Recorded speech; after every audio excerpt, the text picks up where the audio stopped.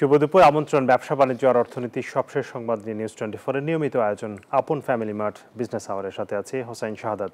শনি থেকে বৃহস্পতিবার দুপুর 1টায় প্রচারিত হচ্ছে অনুষ্ঠান। আয়োজনে থাকছে দেশ বিদেশের ব্যবসা বাণিজ্যের সবশেষ খবর এবং খবরের বিশ্লেষণ। এছাড়াও আছে শেয়ার বাজার এবং মুদ্রা বাজারের আপডেট। রাজধানীর মেট্রো রেল যাত্রীদের সুবিধার্থে নতুন অনলাইন রিচার্জ সেবা উদ্বোধন হলো আজ। ঘরে বসেই রিচার্জ করা যাবে rapidpass.com.bd ওয়েবসাইট থেকে।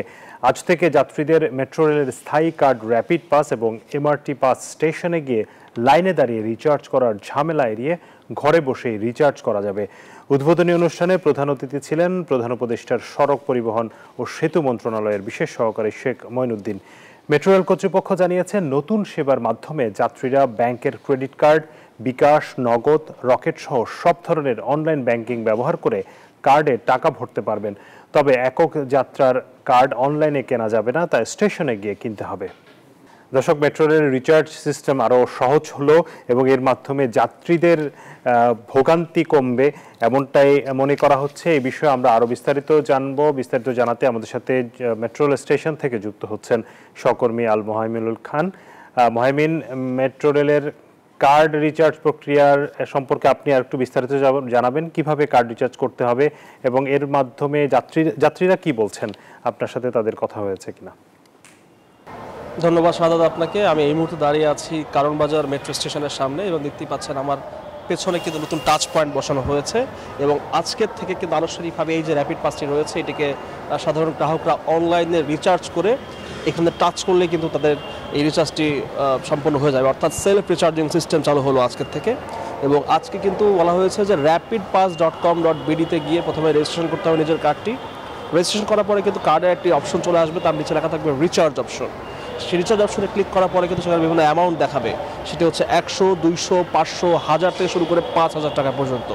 সর্বনিম্ন 100 টাকা এবং সর্বোচ্চ 5000 টাকা রিচার্জ করা যাবে এই ওয়েবসাইটের মাধ্যমে। সেখানে যাওয়ার পরে কিন্তু আপনাদেরকে এসএসএল কমার্সের যে গেটওয়েটি রয়েছে সেখানে নিয়ে যাওয়া হবে এবং সেই গেটওয়েতে যাওয়ার পরে কিন্তু আপনারা অনলাইন এমএফএস থেকে শুরু করে বিভিন্ন রকম ব্যাংকিং সিস্টেম, এমনকি আপনার যে ভিসা, ডেবিট কার্ড বা ক্রেডিট কার্ড বা মাস্টার কার্ড থাকে সেগুলো দিয়েও কিন্তু আপনি রিচার্জ সম্পন্ন করতে পারবেন। তবে রিচার্জ করার পরেই কিন্তু সেটি সম্পন্ন হয়ে গেল না, কারণ তখন কিন্তু সেই কার্ডের টাকাটি হোল্ড হিসেবে থাকবে যতক্ষণ না পর্যন্ত আপনি পেছনের এই যন্ত্র, অর্থাৎ ওরা যেটা কি বলছে যে অটোমেটিক ভেন্ডিং মেশিন বা এভিএম এর মধ্যে আপনি এটাকে ট্যাপ না করেন, ততক্ষণ পর্যন্ত কিন্তু আপনার এই যে সিস্টেমটি তা কার্যকর হবে না এবং রিচার্জ সম্পন্ন হবে না। দেখতে পাচ্ছেন আমার কার্ডটি কিন্তু এখানে রিচার্জ করা হয়েছে কিছুক্ষণ আগেই এবং এখানে ট্যাপ করার পরেই এটি বলে দিচ্ছে যে আমার কার্ডে সেই 100 টাকা অ্যাড হয়েছে, যেটি আগে 10 টাকা ছিল এখন 110 টাকা হয়েছে। অর্থাৎ এই যে প্রতিটি স্টেশনে 2টি করে এভিএম বসানো হয়েছে, সেখানে এইভাবে ট্যাপ করার পরেই কিন্তু সেই সেলফ রিচার্জ সিস্টেমটি অটোমেটিক্যালি সম্পন্ন হয়ে যাবে এবং আপনার কার্ডটি সচল হয়ে যাবে। এবং এক্ষেত্রে কিন্তু এই কার্ডটিকে 3 মাসের মধ্যে, অর্থাৎ আপনি অনলাইনে পেমেন্ট করার 3 মাসের মধ্যে এই মেশিনে ট্যাপ করতে হবে, তা নয়তো কিন্তু 3 মাস পরে সেই টাকাটি আপনার যে অ্যাকাউন্ট বা যে গেটওয়েতে আপনি পেমেন্ট করেছেন তার মাধ্যমে রিফান্ড হয়ে যাবে। এবং যদি কেউ কখনো ভুলবশত 500 বা 5000 বা মনে হতে পারে যে আমার টাকাটা আমার অজান্তেই রিচার্জ হয়ে গিয়েছে, সেক্ষেত্রে কিন্তু 7 দিনের মধ্যে তা বাতিল করা যাবে। তবে সে বাতিল করার জন্য কিন্তু আপনাকে এখানে আসতে হবে এবং রিকোয়েস্ট করার পরে 5% ফি হিসাবে, অর্থাৎ জরিমানা কেটে কিন্তু সেই টাকাটা ফেরত দেওয়া হবে। তবে একটি বিষয় হচ্ছে, আমরা যেখানে আগে কাউন্টার থেকে রিচার্জ করলে 100 টাকা কাটতো, আমি কিন্তু অনলাইন রিচার্জ করে দেখেছি যে 100 টাকা রিচার্জ করতে আমাকে আরও 83 পয়সা অর্থাৎ 0.83 টাকা আমাকে বেশি দিতে হয়েছে। অর্থাৎ এটা কিন্তু গেটওয়ে ফি বলছেন তারা, এবং এই গেটওয়ে ফি কিন্তু 100 টাকা কেটেছে আমার 83 অর্থাৎ 83 পয়সা কেটেছে। তো এই ছিল যে আজকে যে অনলাইন রিচার্জ সিস্টেম তার আদ্যপান্ত, এবং তারা বলছেন যে আগামীতে কিন্তু এটি অ্যাপে নিয়ে আসা হবে। অর্থাৎ ওয়েবসাইটে যেহেতু এখন পর্যন্ত অনেক সময় জ্যাম হয়ে যায়, সেক্ষেত্রে তারা কিন্তু এটি অ্যাপ লঞ্চ করবেন, যে অ্যাপে আরও স্মুথলি সাধারণ গ্রাহকরা কিন্তু এই র্যাপিড পাস বা এমআরটি পাস রিচার্জ করতে পারবেন। তো শাহাদাত, কারণ বাজার মেট্রো স্টেশন থেকে এই ছিল এখন পর্যন্ত আমার কাছে সর্বশেষ তথ্য। মামিন, আপনাকে ধন্যবাদ। দর্শক, আপনারা দেখলেন যে মেট্রো রেলের যে রিচার্জ সিস্টেম, আপনারা জানেন যে মেট্রো রেল দিন দিন খুবই জনপ্রিয়তা পাচ্ছে, কারণ সহজ যোগাযোগ ব্যবস্থা, সময়ের মধ্যে গন্তব্যে পৌঁছা যায়, যে কারণে মেট্রো রেলের ডিমান্ড বাড়ছে এবং ঢাকা শহরে আরও অনেকগুলো মেট্রো রেল করার প্রক্রিয়া চলছে। সেগুলো বাস্তবায়িত হলে ঢাকার যানজট এবং পাবলিক যোগাযোগ ব্যবস্থা কিন্তু অনেক বেশি সহজ হয়ে যাবে। তারই একটি ধাপ আমরা দেখতে পাচ্ছি যে অনলাইনে রিচার্জ সিস্টেম চালু হলো। তার খবরে জানাচ্ছিলেন সহকর্মী আল মোহাইমিনুল খান। বাংলাদেশের মধ্য দিয়ে ভুটানের প্রথম পরীক্ষামূলক পণ্য পরিবহন শুরু হয়েছে। গত 22 নভেম্বর থেকে 24 নভেম্বর এই 3 দিনে চট্টগ্রাম বন্দর থেকে 15 টনের একটি চালান নিয়ে বুড়িমারী স্থলবন্দর হয়ে ভারতের ভূখণ্ড ব্যবহার করে ভুটানে যাবে এই পণ্য। ভুটানের প্রধানমন্ত্রী শেরিং তোবগের বাংলাদেশ সফরের মধ্যেই বাংলাদেশের ভূখণ্ড ব্যবহার করে পণ্য পরিবহনের প্রথম পরীক্ষামূলক কার্যক্রম বা ট্রায়াল রান শুরু করা হয়েছে। বাণিজ্য মন্ত্রণালয়ের কর্মকর্তা জানিয়েছেন, দ্বিতীয় ট্রায়াল রান সফলভাবে শেষ হলেই দক্ষিণ এশিয়ার এই স্থলবেষ্টিত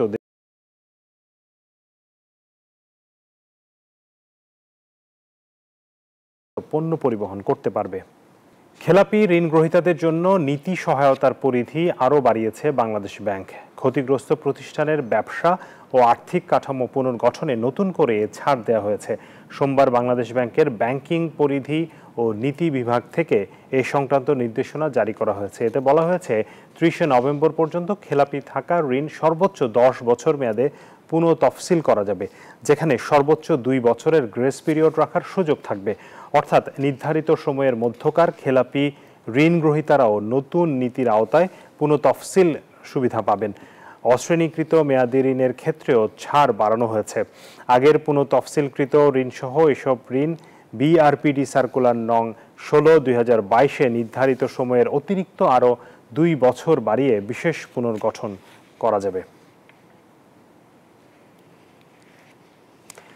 ট্যানারি শিল্পে দীর্ঘদিন ধরে নিম্নতম মজুরি বাস্তবায়ন না করা, ঢালাও শ্রমিক ছাঁটাই সহ নানামুখী সংকট তৈরি হয়েছে এমন অভিযোগ তুলেছে ট্যানারি ওয়ার্কার্স ইউনিয়ন। সরকারের সঠিক পরিকল্পনার অভাব এবং ট্যানারি মালিকদের দূরদৃষ্টির সংকট, এই দুই কারণেই চামড়া শিল্প পিছিয়ে পড়ার অন্যতম কারণ হিসেবে দেখছেন শ্রমিক ইউনিয়ন। মঙ্গলবার সকালে রাজধানীর ফার্মগেটে এক সংবাদ সম্মেলনে নানাবিধ সমস্যা সমাধানে কার্যকর পদক্ষেপ নিতে সরকারের প্রতি আহ্বান জানায় সংগঠনটি।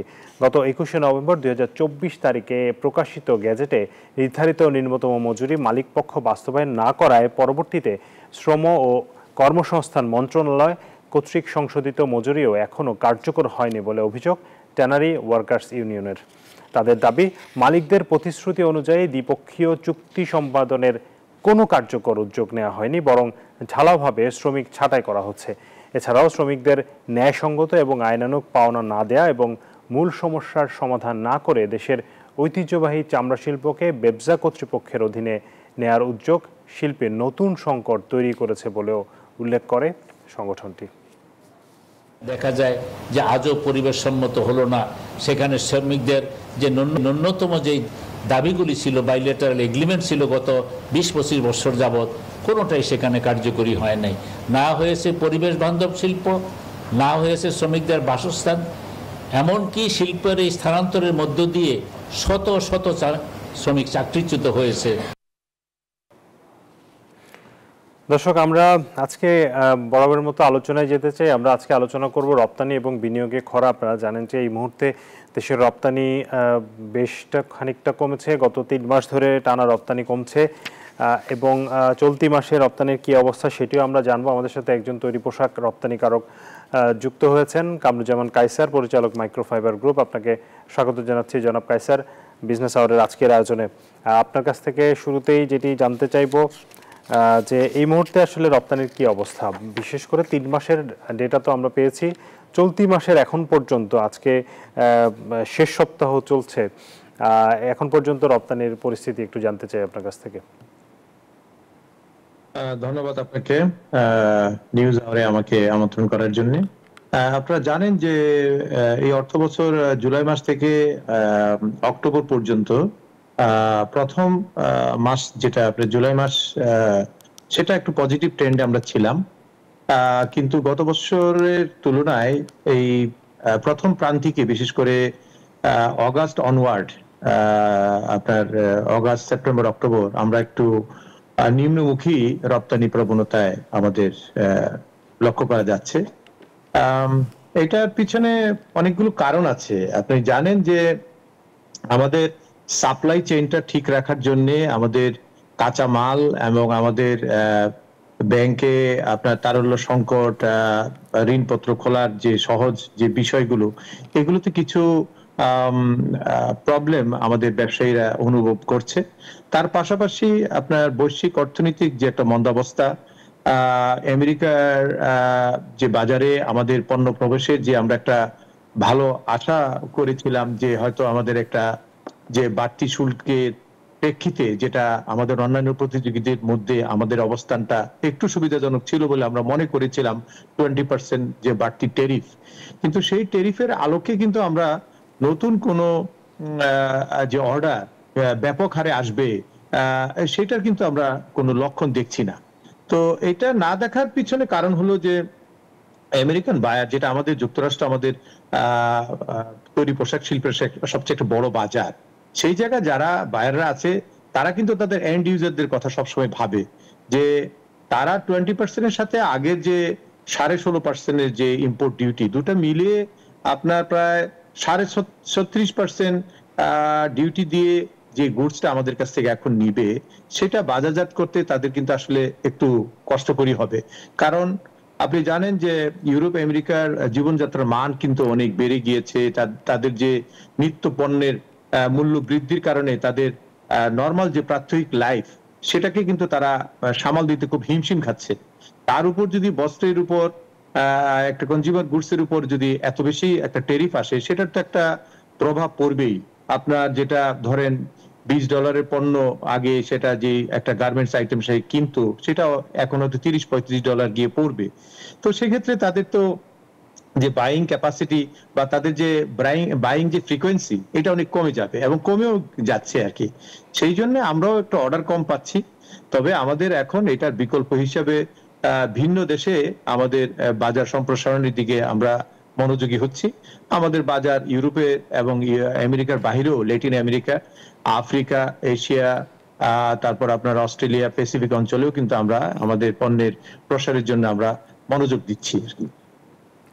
এটি নিশ্চয়ই ভালো খবর যে আপনারা অপ্রচলিত যেসব বাজার আছে সেসব বাজারগুলোতেও নজর দিচ্ছেন। আমি একটু জানতে পারি কি যে কোন কোন বাজারগুলোতে নতুন করে সম্ভাবনা তৈরি হচ্ছে? আমরা দেখেছি যে গত কয়েক বছর ধরে অস্ট্রেলিয়া, বিশেষ করে অস্ট্রেলিয়া, জাপান, কোরিয়া, এই জায়গাগুলোতে যেগুলো আসলে বাংলাদেশের প্রচলিত বাজার নয়, ইউরোপ আমেরিকার বাইরে যেসব বাজারগুলো আছে সেই জায়গাগুলোতে আফ্রিকার বাজারটাও কি আমাদের জন্য, বা রাশিয়ার বাজারের কথা যদি বলি, কোন কোন দেশগুলো এই মুহূর্তে আমাদের কাছে সবচেয়ে বেশি সম্ভাবনার জায়গা?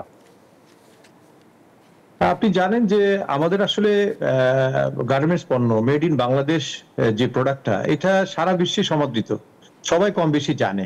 এখন কোন কোন দেশ হয়তো ডাইরেক্ট ইম্পোর্ট করছে, আর কোন কোন দেশ আপনি ইম্পোর্ট করে তাদের দেশে সে পণ্যটা পাচ্ছে বাংলাদেশের তৈরি পোশাক।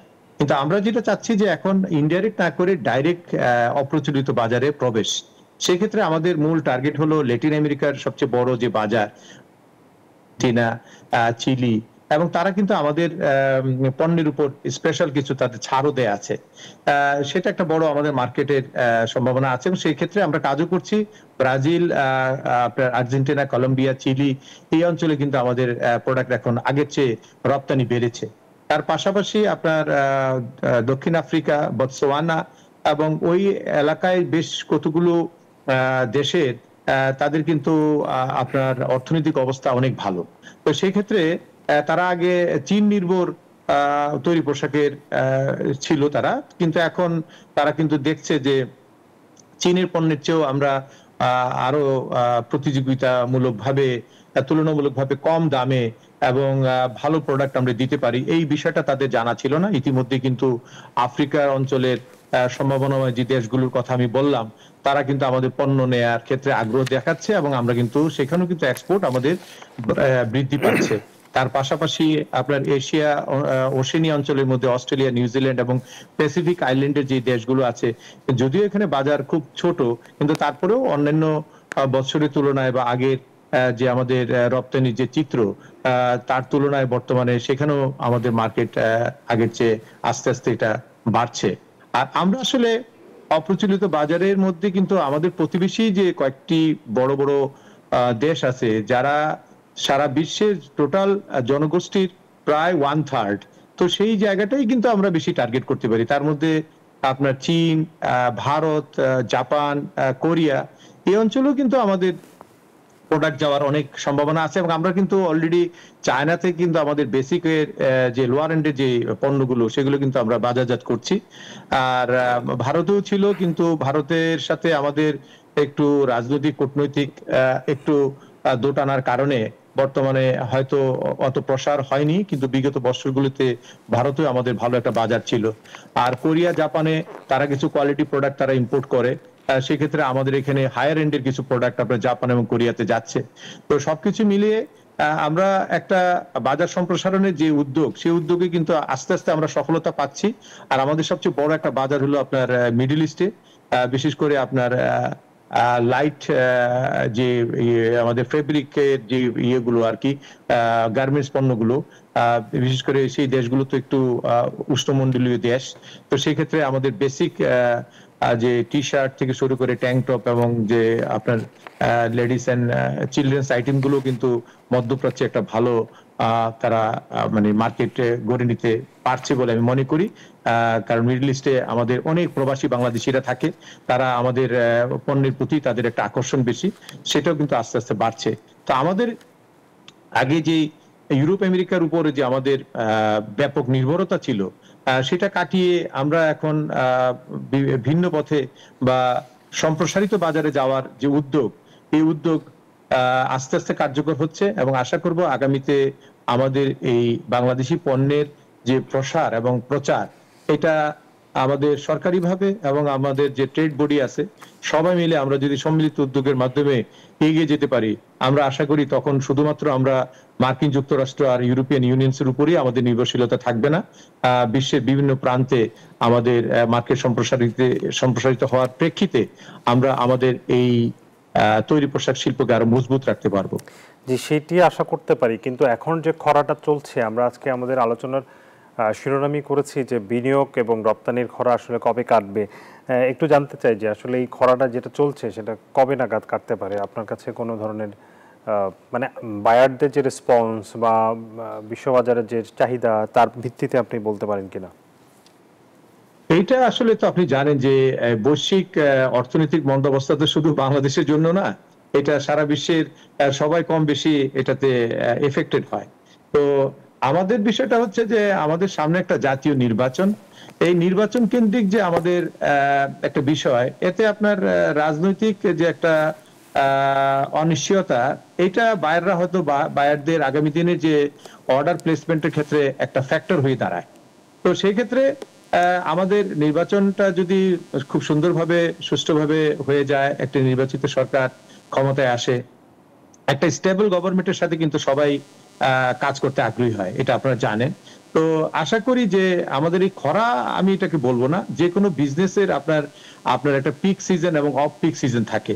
তা আমরা হয়তো এখন একটু অফ পিক সিজনে আসি, রাজনৈতিক একটা কারণে হতে পারে, এবং আমাদের ওই যে মার্কিন যুক্তরাষ্ট্রের যে শুল্ক, বাড়তি শুল্ক এবং বৈশ্বিক অর্থনৈতিক মন্দাবস্থা, মুদ্রাস্ফীতি, ডলার সংকট, সবকিছু মিলিয়ে হয়তো আমাদের একটা এখন সামান্যতম আমি মনে করি আমরা একটু খারাপের দিকে আছি।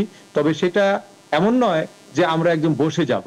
হয়তো আমরা যে সারপ্লাস অর্ডার নিয়েও কাজ করতে পারতাম এই সময়টায় অন্যান্য বছরের তুলনায়, সেটা হয়তো এখন সেটা পরিলক্ষিত হচ্ছে না এই বছরটা, বিশেষ কারণে সেটা হলো আমাদের নির্বাচন এবং বৈশ্বিক অর্থনৈতিক মন্দাবস্থা, এবং সবকিছু মিলিয়ে আমরা মনে করি যে এটা ক্ষণস্থায়ী। এই ধরনের অনেক প্রবলেম ইতিপূর্বে আমাদের এসেছে, কোভিড এর সময় এসেছে, তারপর আপনার ওই বিভিন্ন সময় আমাদের প্রাকৃতিক দুর্যোগ, খরা, বন্যা, তারপরে আপনার রানা প্লাজা ট্রেজেডি, এগুলো কিন্তু আমাদের এই গার্মেন্টস শিল্পকে বিভিন্ন সময় আমাদেরকে উৎকণ্ঠিত করেছিল, কিন্তু পরবর্তীতে দেখা গিয়েছে বাংলাদেশ আবার ঘুরে দাঁড়িয়েছে। তো আমি মনে করি যে এর ঘুরে দাঁড়ানোর আমাদের অনেক সম্ভাবনা আছে। আর এখন হলো আপনার উইন্টার সিজনের অর্ডার, উইন্টার সিজনে বরাবরই আপনার অর্ডারটা একটু কম থাকে, কারণ এগুলো হায়ার এন্ডের প্রোডাক্ট থাকে, হেভি জার্সির কাজ থেকে। আমরা কিন্তু হেভি জার্সি বলেন বা হায়ার এন্ডের যে প্রোডাক্টের কাজ কিন্তু আমরা একটু কমই পারি, আমরা লোয়ার এন্ড এবং মিডল এন্ডে কিন্তু আমরা খুব পারদর্শী। সেই ক্ষেত্রে আমাদের মূল অর্ডার গুলো আসবে কিন্তু আপনার আগামী জানুয়ারি ফেব্রুয়ারিতে, যেগুলো আমরা সামারের জন্য রেডি করবো। সামারের অর্ডারই সবচেয়ে বড় থাকে। এখন যে কাজগুলো হয়েছে এগুলো হলো উইন্টারের অর্ডার। তো সেক্ষেত্রে এই উইন্টার কেটে আমরা যখন আবার সামারের দিকে আমাদের অর্ডারের মানে প্রস্তুতি নিব, তখন আমরা বুঝতে পারবো যে বাংলাদেশের প্রতি বায়ারদের আগ্রহ কি আগের মতোই আছে, নাকি আমরা সত্যিকার অর্থে প্রতিযোগিতায় পিছিয়ে পড়েছি। আশা করি আগামীতে আমরা আরো ভালো করতে পারবো, এই কারণে যে আমাদের দক্ষতা, উৎপাদনশীলতা অন্যান্য প্রতিযোগী দেশগুলোর চেয়ে কিন্তু আমরা এখন একটু এগিয়ে আছি। দীর্ঘ 4 দশকের এই ইন্ডাস্ট্রির সফলতা আমাদেরকে আগামী দিনে উৎপাদনশীলতা একটা সুবিধাজনক অবস্থায় রেখে দিচ্ছে। তো সেটা আমাদের একটা বিষয়। আর আমাদের তো আপনি জানেন যে আমাদের হয়তো র মেটেরিয়ালস নাই বা আমাদের মূলধনী যন্ত্রপাতি নাই। এই বিষয়গুলো না থাকার পরেও আমরা এখনো সস্তা শ্রমে যে কোয়ালিটি প্রোডাক্ট আমরা বায়ারদেরকে দিতে পাচ্ছি, এটা অন্যান্য অনেক প্রতিযোগী দেশই ওইভাবে এখনো সক্ষমতা অর্জন করে নাই বলেই কিন্তু এখনো আমরা বায়ারদের পছন্দের তালিকায় আছি। আশা করব যে আগামী সামারের অর্ডারটা যখন আমরা জানুয়ারি ফেব্রুয়ারিতে আমাদের আসা শুরু করবে, তখনই বুঝতে পারবো যে সত্যিকার অর্থে এটা কি খরার মধ্যে আমরা আছি, নাকি বায়াররা আমাদের কাছে মুখ ফিরিয়ে নিচ্ছে, নাকি আবার নব উদ্যমে আবার ব্যাপকভাবে আমাদের এই তৈরি পোশাক শিল্প আবার জেগে উঠছে।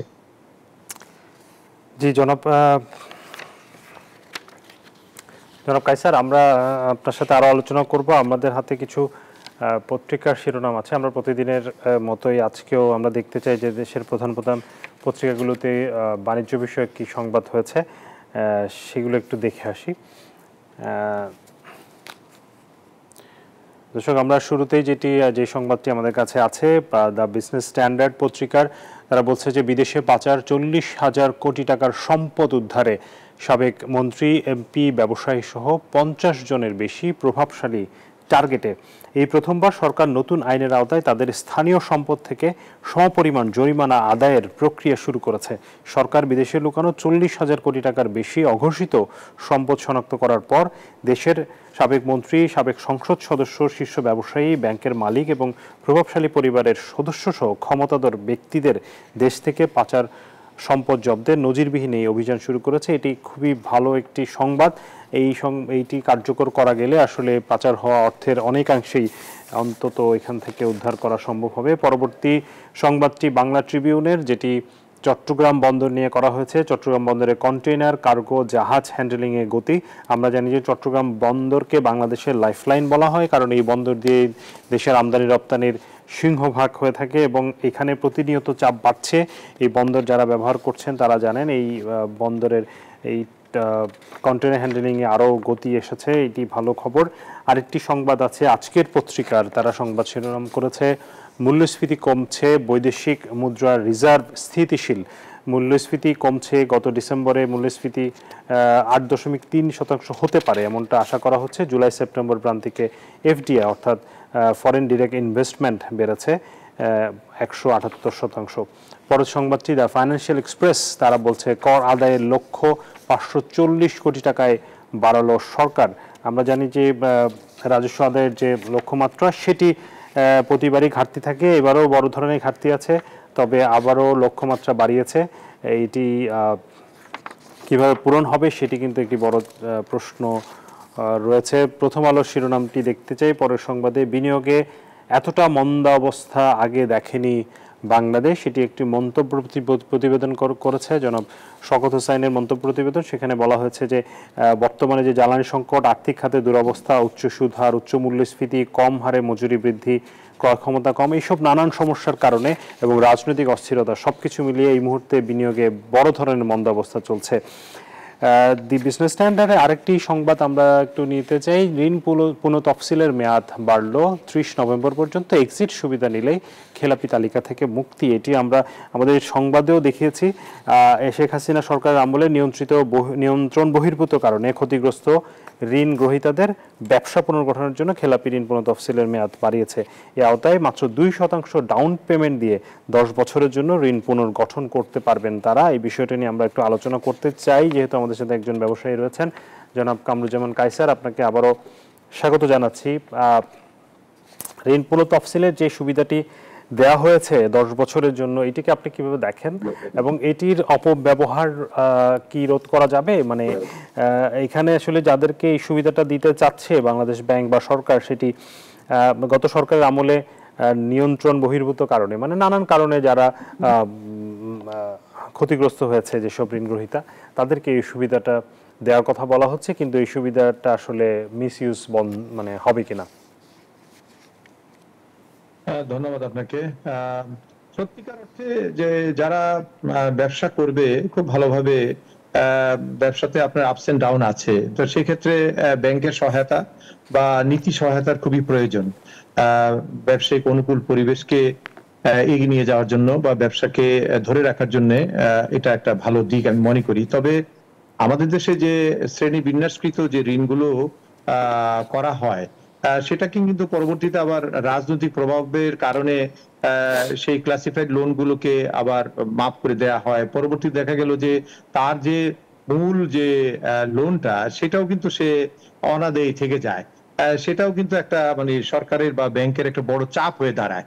তো এক্ষেত্রে যাদেরকে মানে আপনার 10 বছরের জন্য নতুন করে তাদেরকে একটা ক্লাসিফাই করে ব্যবসা করার একটা সুযোগ তৈরি করে দেওয়ার চেষ্টা চলছে। সে দেখতে হবে যে তাদের প্রিভিয়াস হিস্ট্রি কি, তাদের কেওয়াইসিটা কি, তারা ইতিপূর্বে তাদের বিজনেস ট্রেন্ডটা কি, তাদের দ্বারা মানে সমাজে বা দেশের অর্থনীতিতে বা জিডিপিতে তাদের কন্ট্রিবিউশনটা কি ছিল।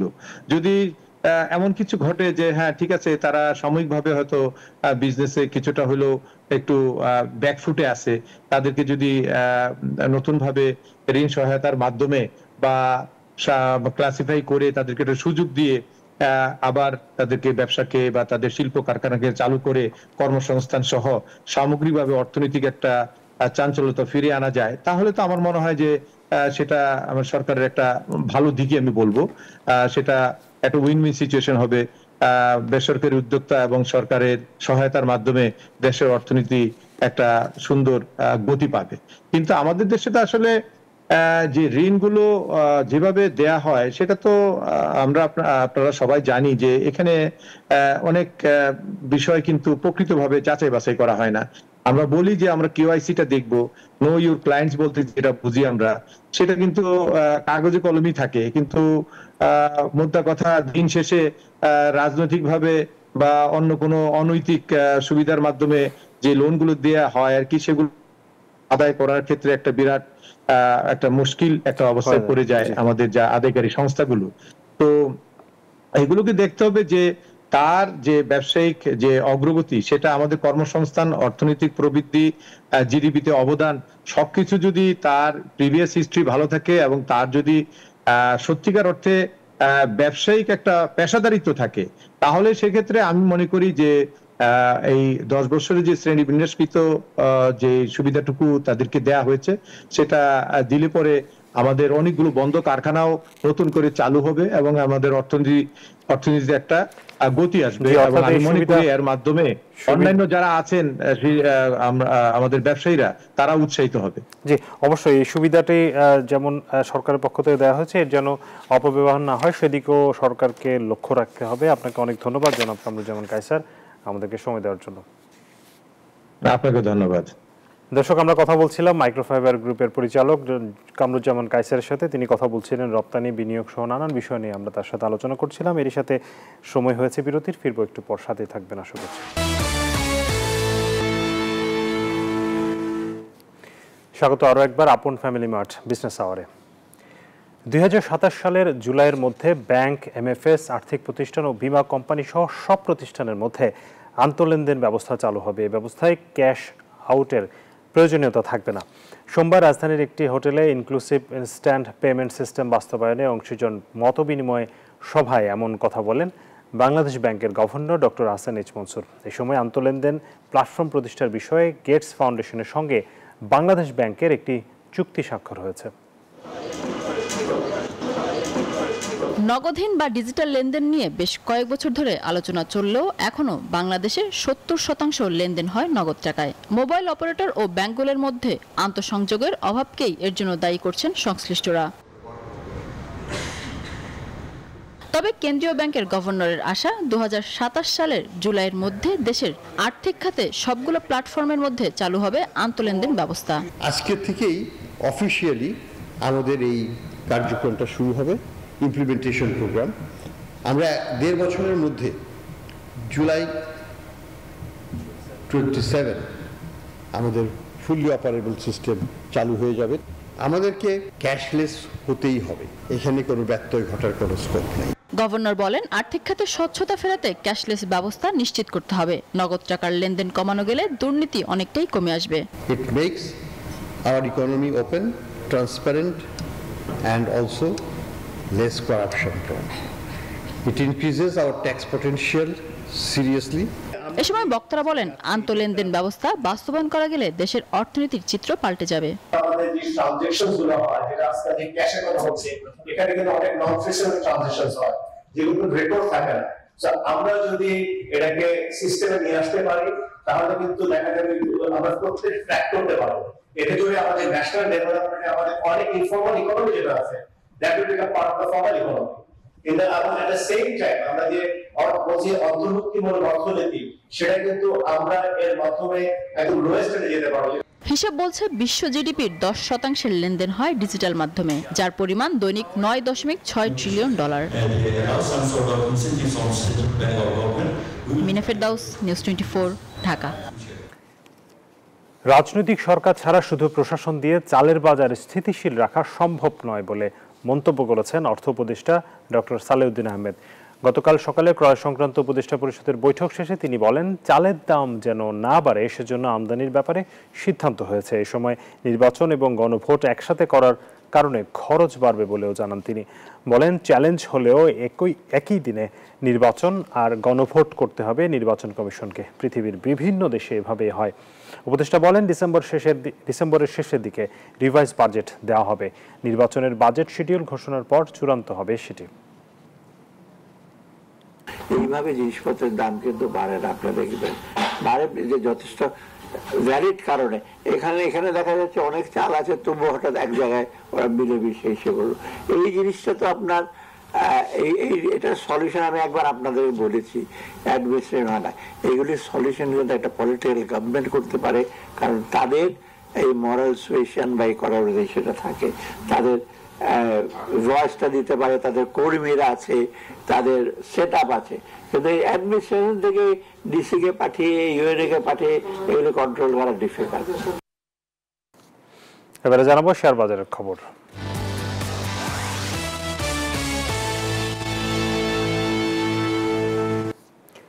শেয়ার বাজারের লেনদেন পরিস্থিতি জানবো ঢাকা স্টক এক্সচেঞ্জের ওয়েবসাইট থেকে। নেতিবাচক ধারায় লেনদেন চলছে আজও। ডিএসসিএক্স ইন্ডেক্স 12 পয়েন্ট কমেছে, অবস্থান করছে 5012 পয়েন্টে।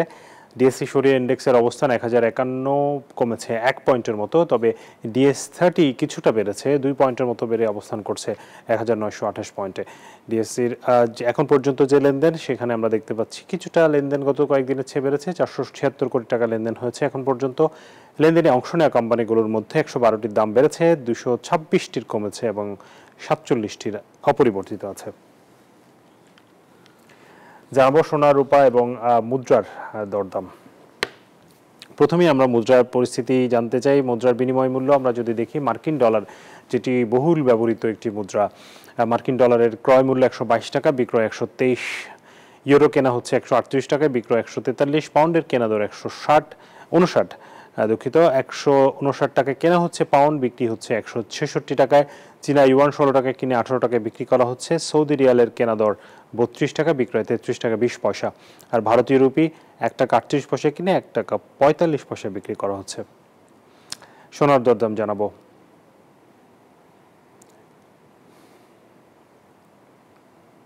বাইশ ক্যারেট সোনা প্রতি ভরির দাম পড়ছে 2,08,167 টাকা। 21 ক্যারেটের দাম পড়ছে 1,98,000 টাকা, কিছু বেশি।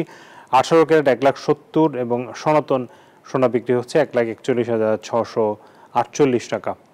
রূপার দরদাম জানাতে চাই। রূপার দাম বেশ কিছুদিন ধরে অপরিবর্তিত আছে আমরা দেখতে পাচ্ছি। সেখানে আমরা যদি দেখি 22 ক্যারেট রূপার প্রতি ভরি 4,246 টাকায় বিক্রি হচ্ছে। 21 ক্যারেট 4,047, 18 ক্যারেট 3,476 এবং সনাতন রূপা বিক্রি হচ্ছে 2,601 টাকায়। দর্শক, এরই সাথে আরও একটি বিরতির সময় হয়েছে, ফিরবো কিছুক্ষণ পর।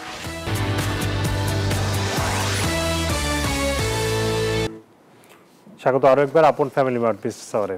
এবারে জনপদের শিল্প ও বাণিজ্যের খবর।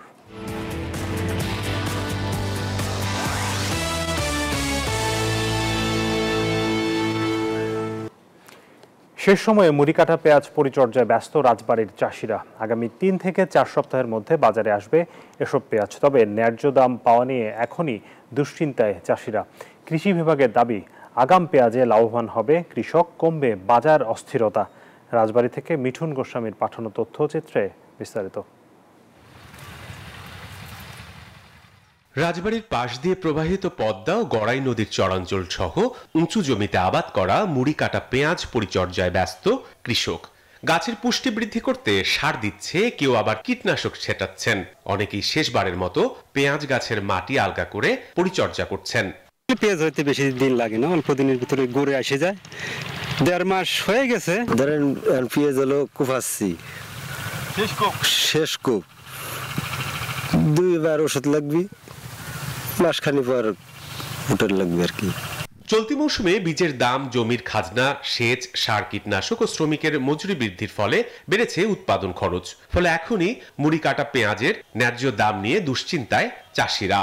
কীটনাশক, ওষুধ বা সার এগুলাতেই বেশি খরচ হয়ে যাচ্ছে, বুঝলেন। মানে পর্যাপ্ত দাম না, হয়তো সরকার যেভাবে নির্ধারণ করছে তার থেকে 200-300 টাকা বস্তা বেশি কিনতে হচ্ছে। জমির দাম বেশি, তারপর সারের দাম বেশি, সবকিছুর দাম বেশি। পেঁয়াজের দাম যদি 3,000-2,500 টাকা বাজার যদি থাকে তাহলে কিছু একটা লাভ থাকবে।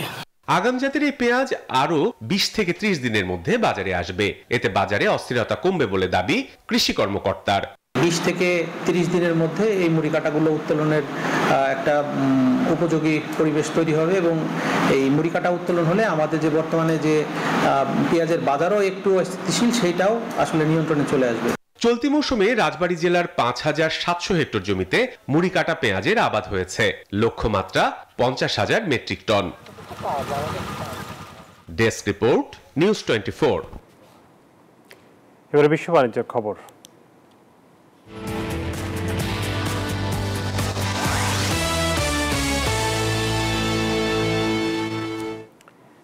গ্রাহক সেবা আরও উন্নত করতে ঢেলে সাজানো হচ্ছে অ্যাপেলের সেলস টিম, আর এই প্রক্রিয়ায় ছাঁটাই করা হচ্ছে বেশ কিছু কর্মী। রয়টার্স জানিয়েছে, মূলত বড় কর্পোরেট হাউস, শিক্ষা ও সরকারি প্রজেক্টের দায়িত্বে থাকা কর্মীরাই ছাঁটাইয়ের মুখে পড়েছেন। সবচেয়ে বেশি চাপে রয়েছে মার্কিন প্রতিরক্ষা এবং বিচার বিভাগের দায়িত্বে থাকা টিমটি। সরকারি শাটডাউন এবং department of government efficiency budget কমানোর প্রভাবেই ছাঁটাই হচ্ছে এই বিভাগে। তবে অ্যাপল জানিয়েছে, কোম্পানির অন্য পদে আবেদনের সুযোগ পাবেন ছাঁটাই হওয়া কর্মীরা।